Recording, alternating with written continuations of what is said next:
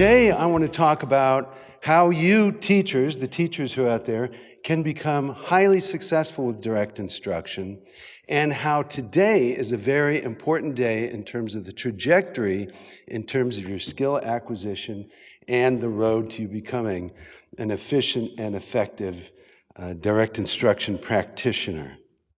So as you may know, the big focus is on what? It's on student outcomes. It's on improving student academic performance and thereby also improving student self-image. And when direct instruction has been implemented with fidelity, there have been dramatic increases both in terms of the academic performance and also in the self-image, the effective measures of students. And this, I hope you can see this bar graph. Feel free to come closer if you can't quite see it. It's also mentioned in my book, which I hope to plug about 3 times during this closing. It's from Project Follow Through. And raise your hand if you've heard of Project Follow Through before. All right, thank you. Yes. Oh, good, a good percentage. Keith, you've heard of it. Come on, man. A good percentage of you have heard of it. It was mentioned last night in the award ceremonies, among other places. And Project Follow Through is widely recognized as the largest educational experiment in the history of the world. And for those of you who haven't heard of it, well, later on in another talk, I'll tell you why you haven't heard of it. But it really is a shame that you haven't heard of it to this point. And we can't have you leaving the 50th National DI Conference without hearing a little bit about Project Follow Through. There is a ton of other evidence. There is a book called All Students Can Succeed, a meta-analysis of some 400 different studies on direct instruction. So there is a great deal of other evidence. But this evidence really shows the comparison between direct instruction and other approaches. So Project Follow Through, as I said, was the largest educational experiment in the history of the world, involving around 200,000 primary age students in nearly 180 communities across the United States. Large urban areas, mid-sized cities, rural areas, all sorts of different student populations too.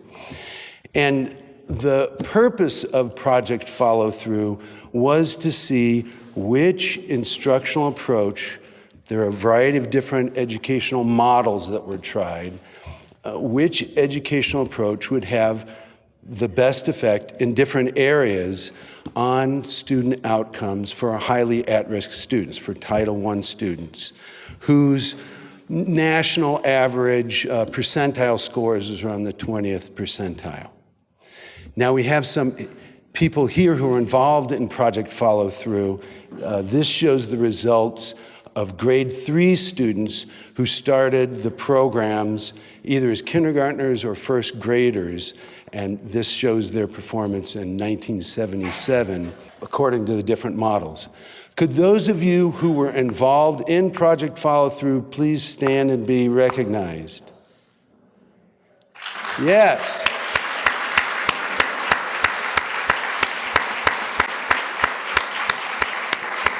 Ann Arbogast, Marcy Stein, Gary Davis.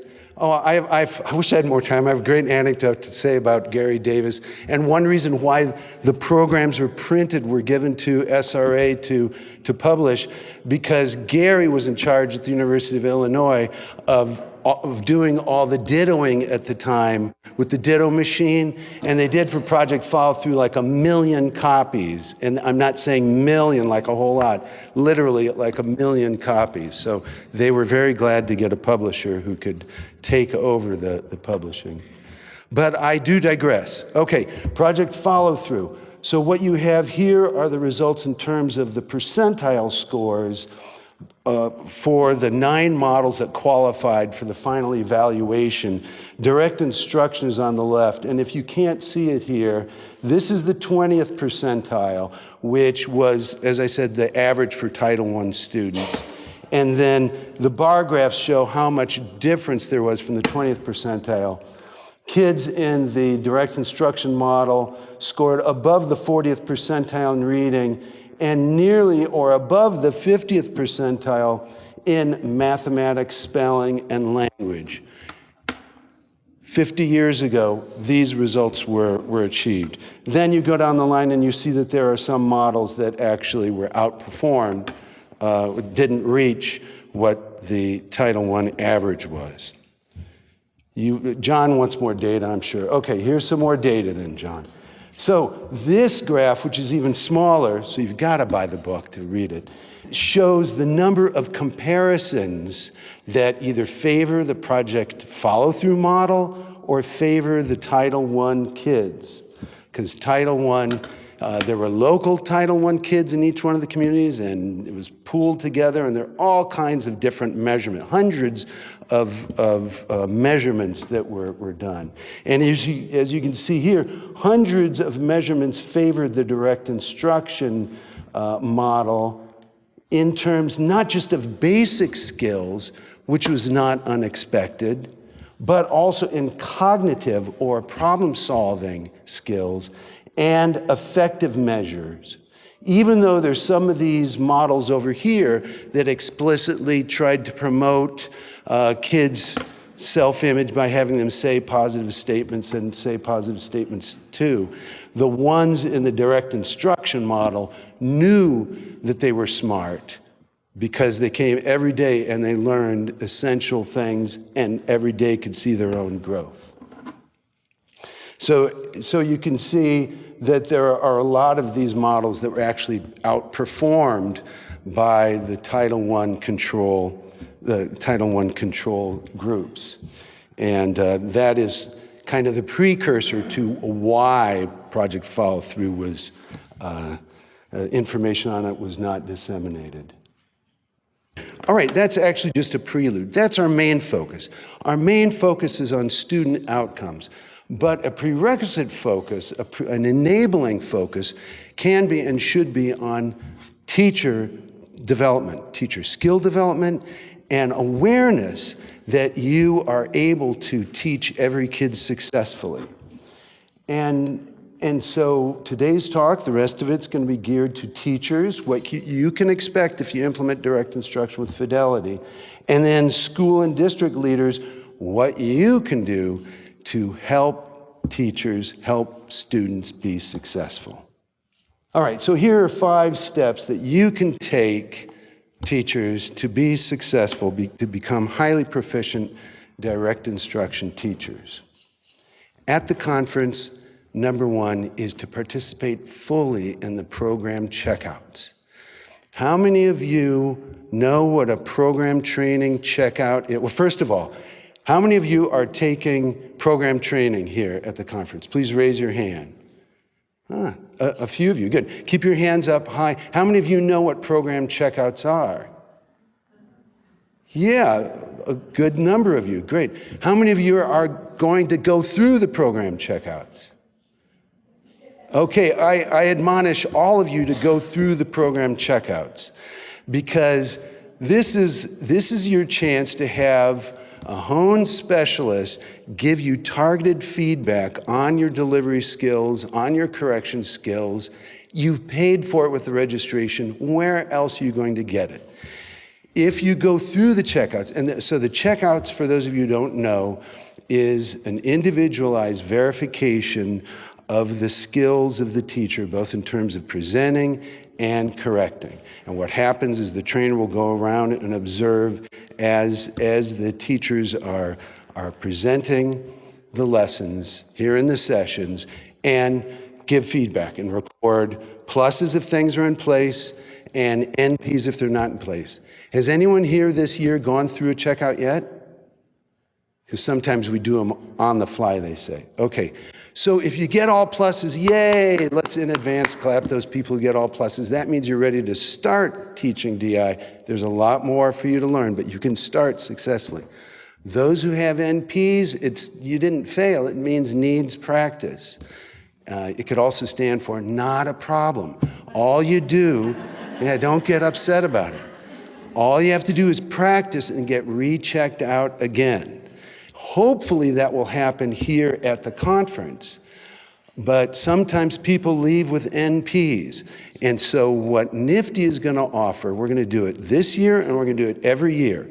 If you go through a checkout here, you end up with an NP, the trainer doesn't have time to recheck you after you've gone through a checkout, we will have that trainer or another experienced DI trainer Zoom with you when you get back. When you go back to your home, practice, email us at training@nifty.org and say, I'm ready for my recheck, and someone will get on a Zoom with you and give you that targeted feedback. It is so important that you have these skills that are the focus of these trainings now, because when the kids arrive, it's only going to get more complicated. And the trainings here tend to focus on the first 30 lessons, because if we train later, you're not going to, if it's going to be months before you see a format, it's going to seem totally new to you. And so make sure you are firm on what's covered here so you're ready to learn the new content, the new skills, etc., as you go on.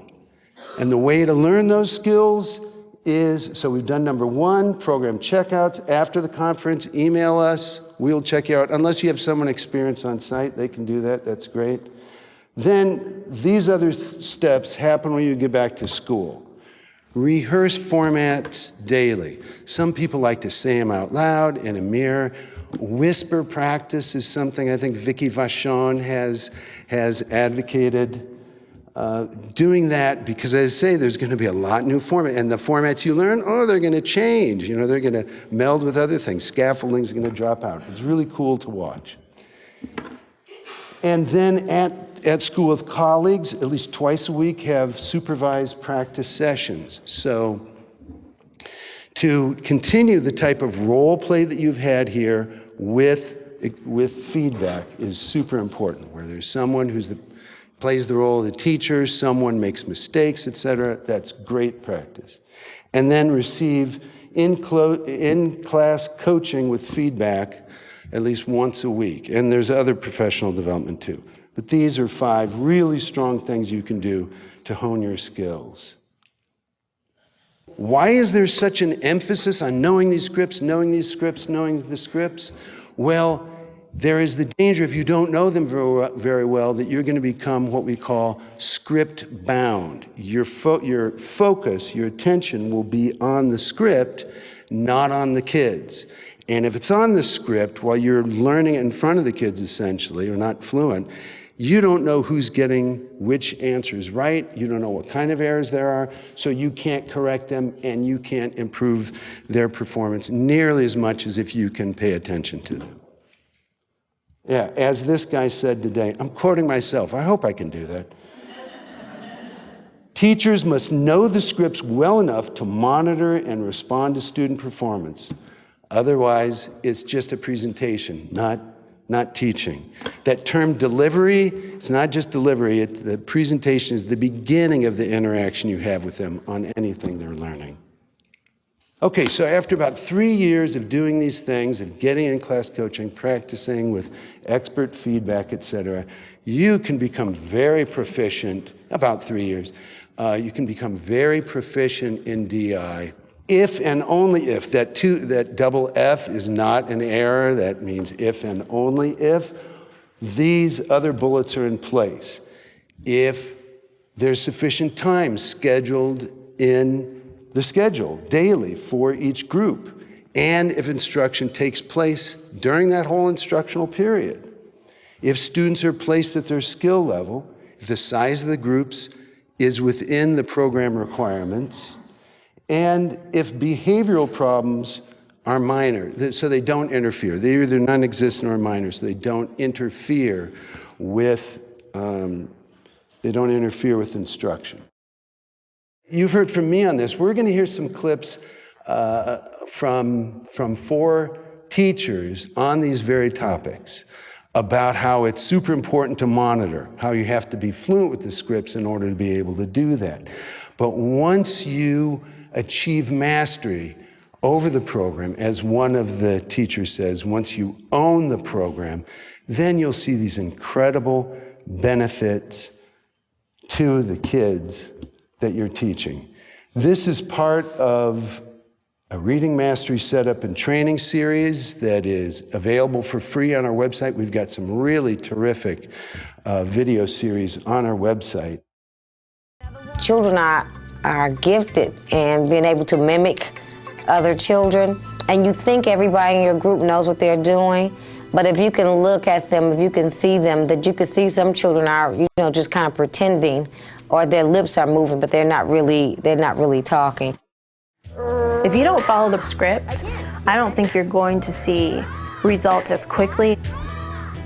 I think it's incredibly important that you practice at home before. I remember I took home my manual before we started teaching, and I would hold it up to the mirror and I would, start pointing to things and say, all right, when I say, when I point and do all of that. And I did that for probably a good month. I would practice at home the night before.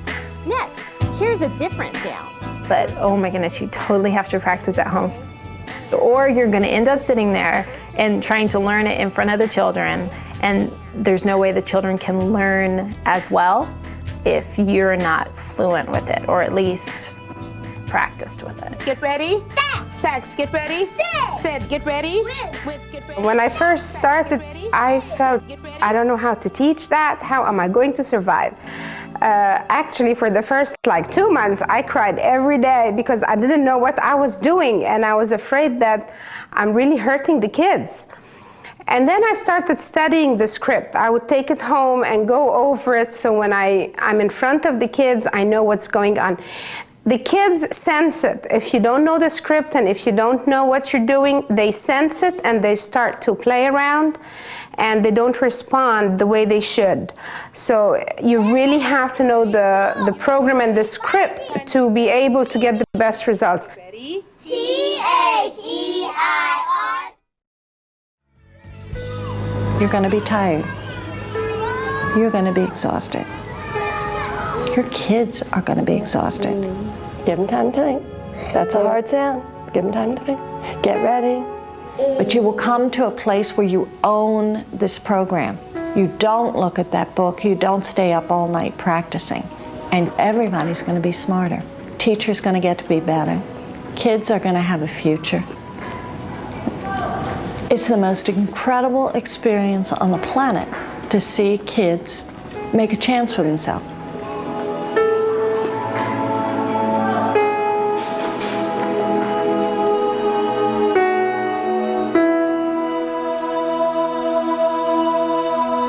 Did you notice how those teachers were not script bound? They knew what to do. They were focused on their kids, and they could respond to their kids' needs.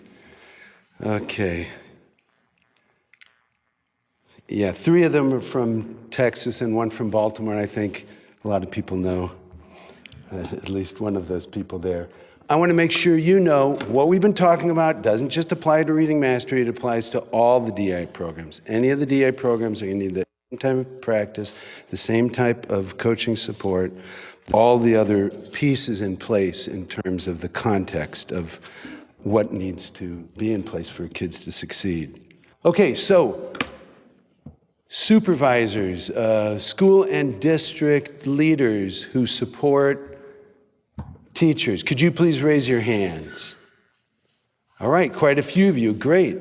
So how can you help teachers, help students succeed? Well, it's to put in place the things that we've been talking about already. Make sure there are supervised practice sessions with expert in-class coaching. NIFTY can actually do some Zoom supervision of practice sessions. And there are a few other things we can do remotely or on site. Make sure there is sufficient time daily in the schedule. Make sure placement testing is done so students are placed at their current skill level.